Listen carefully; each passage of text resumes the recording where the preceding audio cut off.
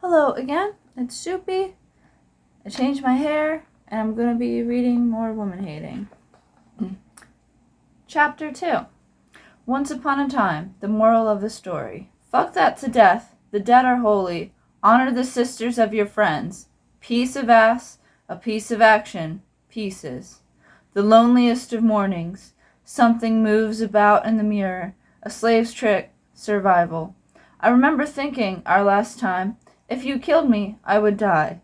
Kathleen Norris. I cannot live without my life. Emily Bronte. The lessons are simple, and we learn from them well. Men and women are different, absolute opposites. The heroic prince can never be confused with Cinderella, or Snow White, or Sleeping Beauty. She could never do what he does at all, let alone better. Men and women are different, absolute opposites. The good father can never be confused with the bad mother. Their qualities are different, polar. Where he is erect, she is supine. Where he is awake, she is asleep. Where he is active, she is passive. Where she is erect or awake or active, she is evil and must be destroyed. It is, structurally at least, that simple.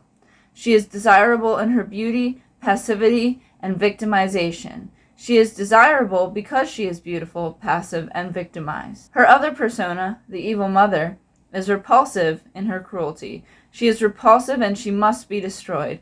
She is the female protagonist, the non-male source of power which must be defeated, obliterated, before male power can fully flower. She is repulsive because she is evil. She is evil because she acts. She, the evil persona, is a cannibal. Cannibalism is repulsive. She is devouring and magical. She is devouring, and the male must not be devoured. There are two definitions of woman. There is the good woman. She is a victim. There is the bad woman. She must be destroyed. The good woman must be possessed.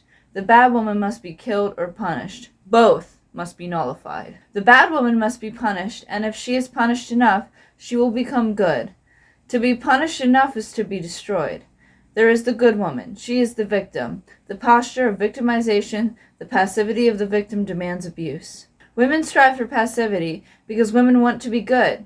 The abuse evoked by that passivity convinces women that they are bad. The bad need to be punished, destroyed, so that they can become good.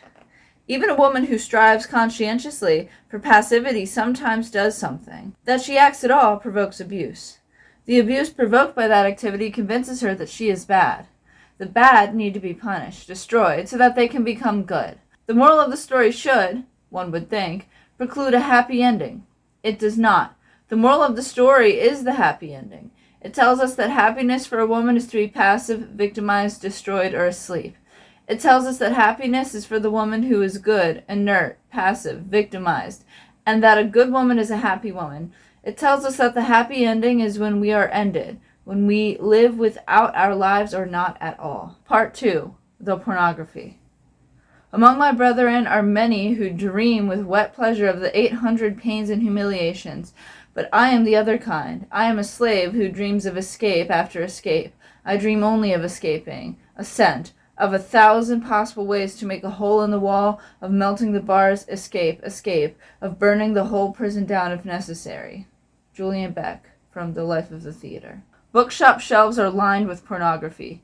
It is a staple of the marketplace, and where it is illegal, it flourishes and prices soar. From The Beautiful Flagellants of New York to 12 inches around the world, cheap editioned, overpriced renditions of fucking, sucking, whipping, foot-licking, gangbanging, etc. in all of their manifold varieties are available, whether in the supermarket or on the black market.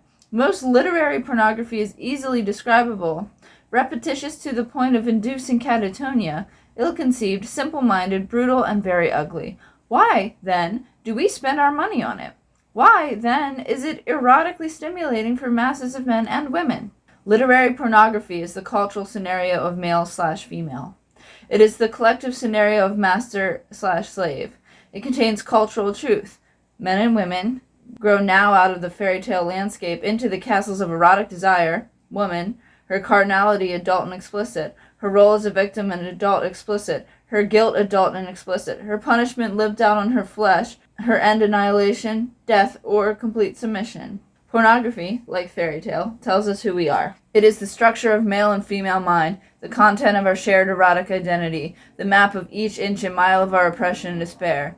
Here we move beyond childhood terror. Here the fear is clammy and real, and rightly so. Here we are compelled to ask the real questions.